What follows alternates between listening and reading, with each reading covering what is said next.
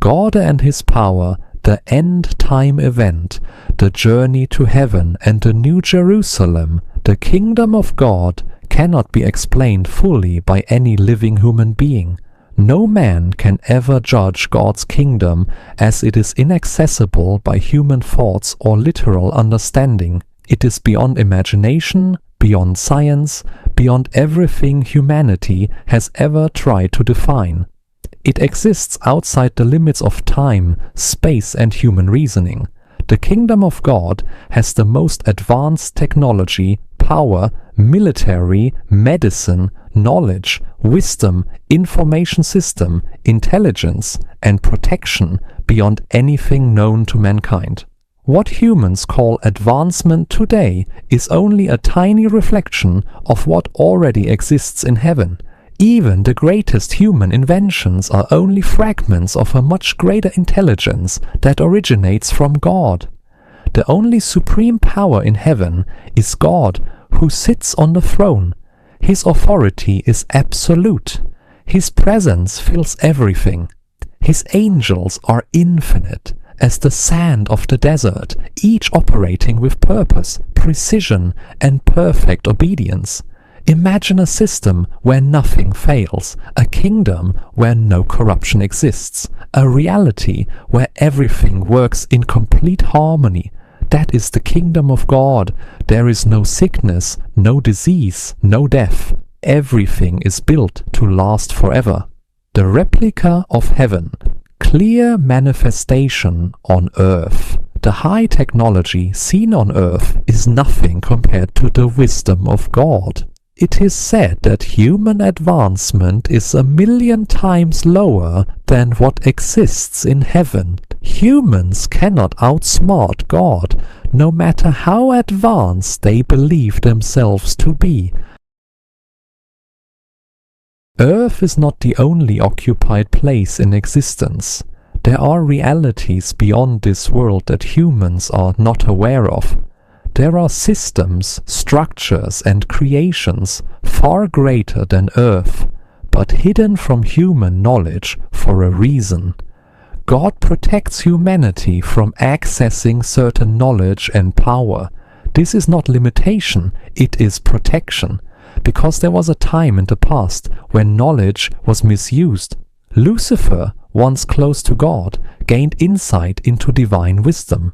He understood things that others did not, but instead of remaining loyal, he allowed pride to grow. He used knowledge as a weapon. He turned truth into deception. He began to question authority. He influenced other beings. He created division. What started as a thought became rebellion, and that rebellion turned into a war that changed everything. Lucifer used intelligence to recruit angelic beings to support his intentions. He built a movement against God, but no rebellion can stand against the Creator. He was cast out, and from that moment, the universe was no longer untouched by conflict. As we understand the massive power that rules the kingdom of heaven, we begin to realize something important. God should be the foundation of every human life, not as an option, not as a belief system, but as the core of existence. God should be the only authority in human life. God should be the center, the focus, the foundation. Everything that exists on earth is temporary. Everything we see, everything we build, everything we depend on, it will all pass away. The advancement we enjoy today is only the tip of the iceberg. It is evidence that something greater exists. It is a reminder that this world is not the final destination. The dwelling place of God is far greater than earth. The kingdom of God operates like a perfect government, not corrupted, not broken, but fully functional and perfectly managed. Millions of systems, galaxies, and creations are controlled and maintained with precision. Everything operates according to a divine plan. Nothing's random. Nothing is out of order. Humans try to understand control systems, governments, and leadership, but the system of God is beyond comparison. It manages everything in perfect harmony.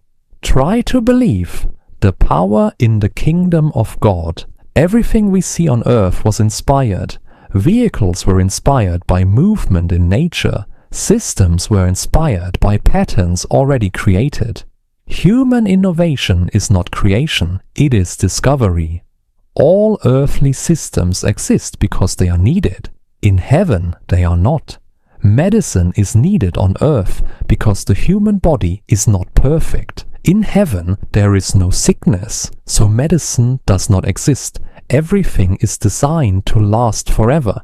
God allows knowledge to continue on earth. Scientists, doctors, and researchers receive ideas that help humanity survive longer, not just for comfort, but for time to understand, time to choose, time to realize that God is real, prayer for health, for protection, for provision. These things matter, but they become powerful when aligned with purpose, when aligned with truth. The Sabbath, the seal of God. In heaven, God is worshipped continuously. Every system, every being, every action is aligned with Him. On earth, humans are given 6 days to work, to build, to live. But one day is set apart, the Sabbath, a day dedicated to God, a sign, a mark of identity, a distinction between those who follow God and those who do not. It is not just a day of rest. It is a symbol of loyalty, a recognition of who God is. God will return for those who are prepared, those who remain faithful, those who are aligned with Him. The end time begins. Jesus warned that the last days would be filled with deception. Many would claim truth, but lead people away from it. The world would experience unrest. Wars would increase. Fear would spread, but life would continue. People would still live normally. This is what makes the final moment so dangerous. Because the end does not begin with chaos. It begins with silence. A moment when everything feels normal. A moment when nothing seems wrong. But in heaven, everything has changed. The final decisions have been made. Every soul has chosen. And then the shift begins. The spirit withdraws. Conviction fades. The world feels peace. But it is not peace. It is the absence of mercy. The final events unfold before destruction comes. There is a final warning. The message goes out across the world. A call to choose. A call to return. A call to truth. Some listen. Many ignore. The world continues as usual until suddenly everything changes. The restraint is removed. The systems collapse. The first plague begins. It starts quietly. A strange pain, a burning sensation. Sores appear on the human body, unexplainable, untreatable. They spread. Hospitals fill. Doctors fail. Fear spreads. But this is only the beginning. The second plague follows. The oceans change. Life in the sea dies. The third plague, rivers turn. Water becomes unusable. The fourth plague, the sun burns. Heat becomes unbearable. The fifth plague, darkness falls. Heavy, confusing, terrifying. The sixth plague, nations prepare for war. The final conflict approaches. And then the seventh plague. A voice speaks. It is done. The earth shakes. The sky breaks. Everything collapses. And then a cloud appears. Small at first, but growing. Brighter, stronger. The return of Jesus. The faithful rise. Transformed. Free from pain. Free from fear. They enter the cloud. They begin the journey to heaven. They move beyond earth, beyond the sky, beyond everything they have ever known. They travel together, in peace, in unity, in joy. They see things beyond description, light, structures, worlds, everything perfect, everything alive, and then they see it. The New Jerusalem, a city of light, a city of perfection, a city prepared. They arrive, they are welcomed, they are given crowns, they are given purpose, they stand on the sea of glass, they worship, they understand, everything makes sense. The final judgment, time passes, truth is revealed, every decision is understood, nothing is hidden, everything is clear.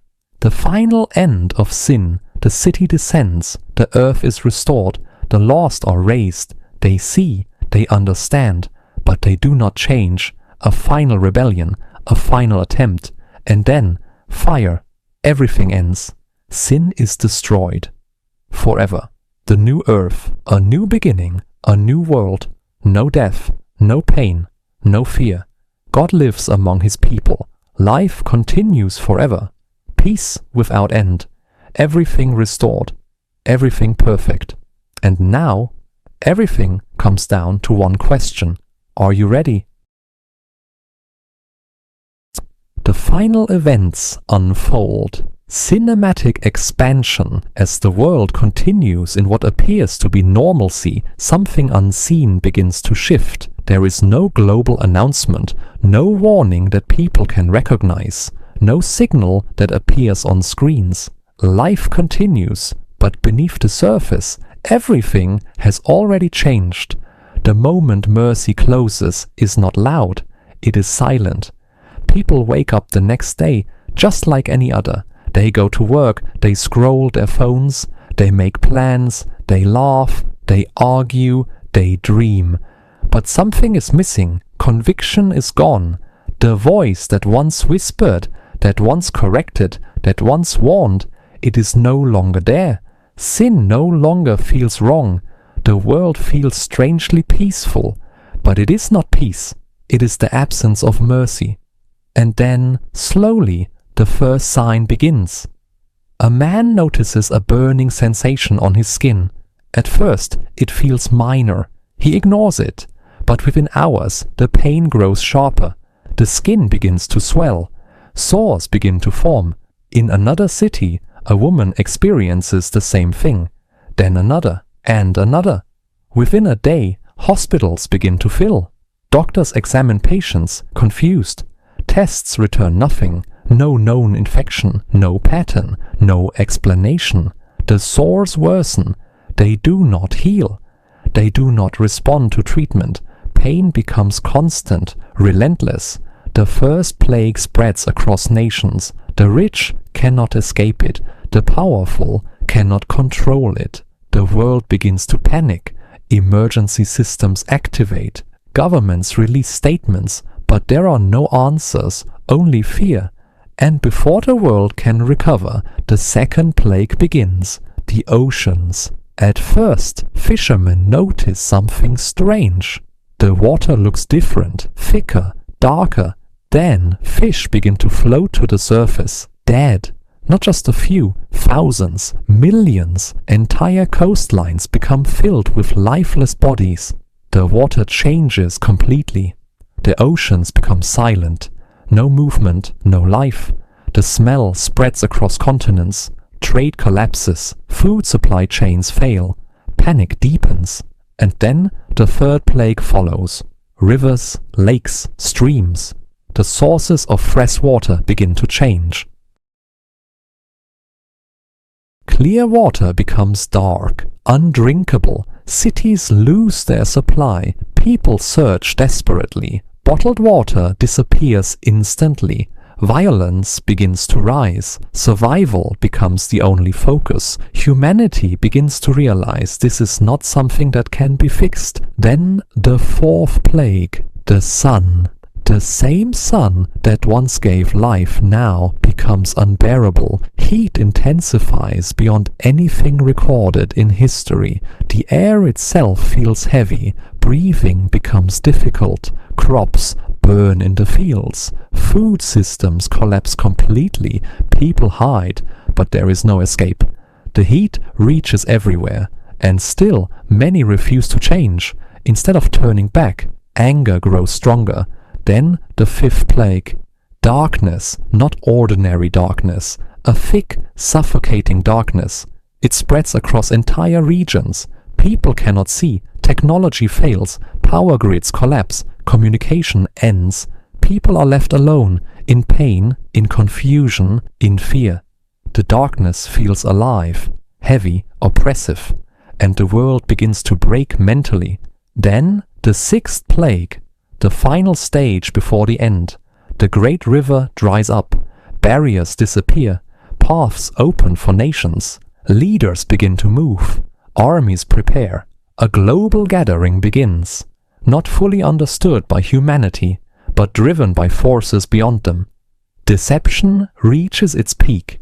The world is pulled toward one final confrontation.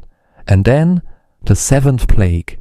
A voice echoes across existence. It is done. Immediately, the earth responds. A violent shaking. Not like anything before, buildings collapse instantly. Cities fall apart. Mountains shift.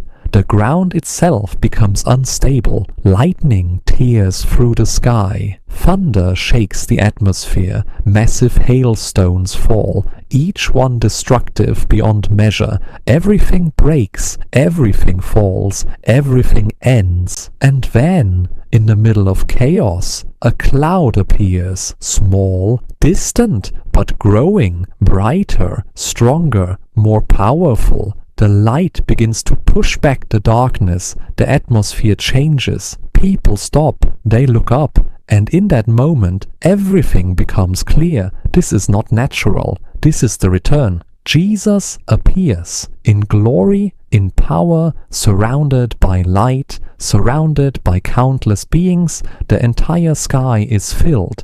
There is no denial, no confusion, only realization. For some it is terror, for others it is hope, and for the faithful it is everything. Their bodies change instantly. Pain disappears, fear disappears, every limitation is gone. They rise, drawn upward, they enter the cloud, and the journey begins. The journey to heaven. They leave the earth behind. The destruction fades, the chaos disappears. They move upward through the sky, beyond the atmosphere, beyond the stars. Time begins to feel different. There is no fear, no uncertainty, only peace, only joy, only presence. They travel together, not alone, never alone. Light surrounds them, a light that does not blind, but comforts. They see things that no human has ever seen, structures beyond imagination. Worlds filled with life, systems operating in perfect order. Everything reflects intelligence, everything reflects purpose. They continue, not for seconds, but for a journey, a real movement from one existence to another. And then they see it, the city, the New Jerusalem, massive, radiant, alive. The light coming from it is beyond anything they have ever known. The closer they get, the more details appear. Walls, gates, structure, design, everything perfect, everything intentional. They approach slowly, taking in every moment, every detail. They enter and they are welcomed. Not as strangers, but as citizens. They are given crowns, symbols of victory, symbols of completion. They are given identity, purpose, belonging. They stand together on what appears like a sea of glass, clear, perfect, radiant. They look around, and everything makes sense. Every struggle, every pain, every moment, it all led here. They worship, not out of obligation, but out of understanding, out of love. The final judgment and the end of sin time passes, not as humans understand it, but as a period of revelation. Every life is opened, every decision is seen, every hidden truth is revealed. Nothing remains unknown. Justice is fully understood, and then the final phase begins. The holy city descends back toward earth. The earth, once destroyed, now prepared. Those who rejected truth are raised again. They see the city, they see what they lost, they understand, but their hearts remain unchanged. Satan gathers them one last time, one final deception, one final rebellion. They surround the city, a final attempt, but it does not last. Fire comes down from heaven, final, absolute, complete. Sin is destroyed forever. The new earth, eternal beginning, and then something new begins, a new heaven, a new earth. Everything is restored. The ground is alive. Nature is perfect. There is no decay, no death, no pain, no fear. God lives among his people, not distant, not hidden, but present. Life continues. People build, create, explore, learn without limitation, without fear, without end. Peace is no longer temporary. It is eternal. Joy is no longer fragile. It is constant. Everything is restored to its original purpose. This is the kingdom of God, eternal, perfect, unshakable, and now everything comes down to one final truth. Every human being is moving toward that moment, a moment when everything feels normal, a moment when there is no warning, a moment when decisions can no longer be changed, and when that moment comes, there will be no turning back. So the question remains, are you ready? Everything we see on earth was inspired. Vehicles were inspired by movement in nature. Systems were inspired by patterns already created. Human innovation is not creation, it is discovery. All earthly systems exist because they are needed. In heaven, they are not. Medicine is needed on earth because the human body is not perfect. In heaven, there is no sickness, so medicine does not exist. Everything is designed to last forever. God allows knowledge to continue on earth. Scientists, doctors, and researchers receive ideas that help humanity survive longer. Not just for comfort, but for time. A voice speaks, it is done. The earth shakes, the sky breaks, everything collapses, and then a cloud appears, small at first, but growing, brighter, stronger. The return of Jesus, the faithful rise, transformed, free from pain, free from fear. They enter the cloud, they begin the journey to heaven. They move beyond earth, beyond the sky, beyond everything they have ever known. They travel together, in peace, in unity, in joy.